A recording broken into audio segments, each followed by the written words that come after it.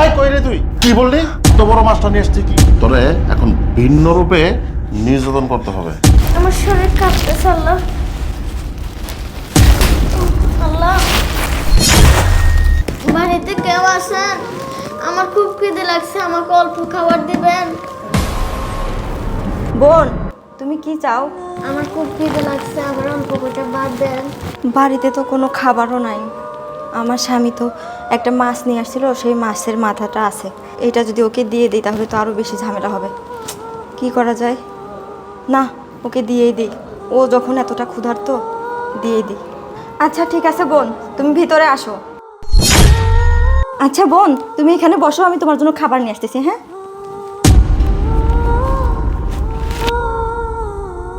আল্লাহ, এই আপুটা দেখছি অনেক ভালো, এই আপুটাকে ভালো রাখি আল্লাহ। আরে বোন, তুমি নিচেই কেন বসছো? না আপু, সমস্যা নাই, আমি নিচেই বসতে পারবো। আচ্ছা শোনো, তুমি আগে ভাতগুলো খেয়ে নাও। তুমি তো অনেক ক্ষুধার্ত, খেয়ে নাও, তারপরে তোমার সাথে কথা বলবো, ঠিক আছে? আপু, এত বড় মাছের মাথা দিছেন আমাকে? হ্যাঁ বোন, সমস্যা নেই, তুমি এটা খাও। আমি এত বড় মাছের মাথা কোনোদিন দেখি নাই। আমি মন থেকে আপনার জন্য দোয়া করব। আচ্ছা ঠিক আছে বোন, তুমি খাও, আমি আসতেছি। হ্যাঁ, তুমি আর আমার জন্য কি দোয়া করবা? আমি তো সারা জীবন ধরে আমার স্বামীর হাতে নির্যাতন হয়েই যাচ্ছি।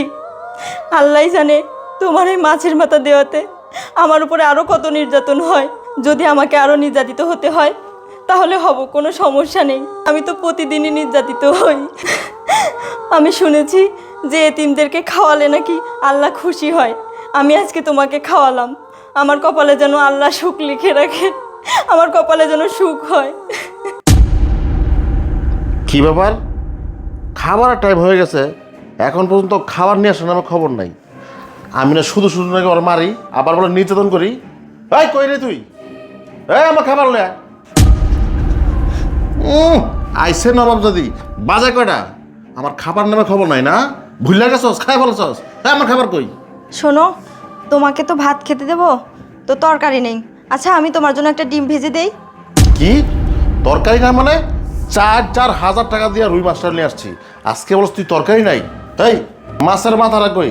আমি না বলছিলাম মাছের মাথাটা ভুনা করবি আমার জন্য, আমি খাবো। তুমি যখন বাসায় ছিলে না, তখন একটা অসহায় ভিক্ষুক মেয়ে আসছিল। ও না অনেক ক্ষুধার্ত ছিল জানো তো, তাই আমি মাছের মাথাটা ওই মেয়েটাকে দিয়ে দিয়েছি। কি বললি? তোর কত বড় সাহস? হ্যাঁ, এই মাছটা তো আমি আছি শখ কইরা, এত বড় মাছটা নিয়ে আসছি কি আমি অন্য কারোর খাওয়ার জন্য? এই তোর কত বড় সাহস? তুই কি আমার কাছ থেকে অনুমতি নিয়েছিলি? বুঝতে পারছি, তোরা যে প্রতিদিন নির্যাতন করি, আসলে ওইটা তোর হয় না। তোরে এখন ভিন্ন রূপে নির্যাতন করতে হবে। দাঁড়া, কল আসছে আমার, আগে কলটা ধরি। আমার বোন কল দিছে। হ্যালো। হ্যালো ভাইয়া। ভাইয়া, তুমি আমারে কার কাছে বিয়ে দিয়েছো ভাইয়া? ও তো আমাকে রাত দিন 24 ঘন্টা নির্যাতন করতেছে। আমি আর এভাবে থাকতে পারতেছি না ভাইয়া। ভাইয়া তুমি কিছু একটা করো, না হলে কিন্তু আমি আত্মহত্যা করব, না হলে কোথাও চলে যাব। কি বলিস তুই? হ্যাঁ ভাইয়া। তোকে নির্যাতন করতেছে? ভাইয়া তুমি কিছু একটা করো। আচ্ছা ঠিক আছে বোন, তুই চিন্তা করিস না, আমি আসতেছি। আরে আমি কোথায় যাচ্ছি? আমি তো এই সেম কাজটাই আমার নিজের ঘরেই করতেছি। হ্যাঁ, ও তো অন্য একজনের বোন, আমি যেহেতু ওর সাথে এই কাজটা করতে পারছি, তাহলে মানে আমার বোনের বাড়িতে তো এরকম কাজ চলছে, সেম কাজটাই হচ্ছে না। আমি কি করি? দেখো শায়লা, তোমার সাথে আমি অনেক অন্যায় করে ফেলেছি। আজকে দেখো আমার বোনের বাড়ি থেকে খবর আসলো আমার বোনকেও নাকি আমার বোন জামাই নির্যাতন করতেছে। আসলে সবচেয়ে বড় ভুল করছি আমি তোমার সাথে, তুমি পারলে আমাকে ক্ষমা করে দিও। আরে তুমি কেন ক্ষমা চাচ্ছ?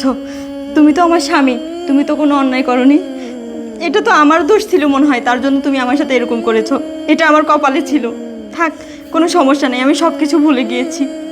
আচ্ছা, যেহেতু তুমি সব কিছু ভুলে গেছো, আমরাও তো পারি সংসারটা সুন্দর সাজাইতে। ঠিক আছে।